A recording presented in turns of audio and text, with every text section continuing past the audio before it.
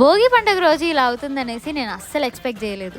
ప్రతిరోజు 10-11 గంటలకు లేసే నేను ఇవాళ 5 గంటలకే లేచినానంటే అది ఓన్లీ భోగి మంట కోసం మాత్రమే. అంటే మమ్మీ కూడా 4-5 తిట్లు తిట్టి లేపిందనుకోండి, అది వేరే విషయం. మా చిన్నప్పుడు అయితే భోగి మంటలో వేయడానికి last year text books, note books ఇలా ఏమన్నా ఉంటే అవన్నీ కూడా తెచ్చేసేస్తా ఉన్నాము. భోగిలో వేయాలనేసి లాస్ట్ ఇయర్ నుంచి కూడా బుక్స్ అన్ని చాలా జాగ్రత్తగా పెట్టి అలానే కలెక్ట్ చేసి పెట్టుకునే వాళ్ళం. భోగి మంటలో అన్ని వేసేసినాక ఇంకా ఏమన్నా ఉందా మమ్మీ భోగి మంటలో వేయడానికి అనేసి అంటే, నీ డబ్బా ఫోన్ ఉంది కదా ఐఫోన్, దాన్ని ఎత్తేసే అనేసి అనేది మా మమ్మీ. అమ్మ వాళ్ళకి ఐఫోన్లకి ఎందుకు అంత పగ ఉంటుందో నాకు అర్థమే కాదు.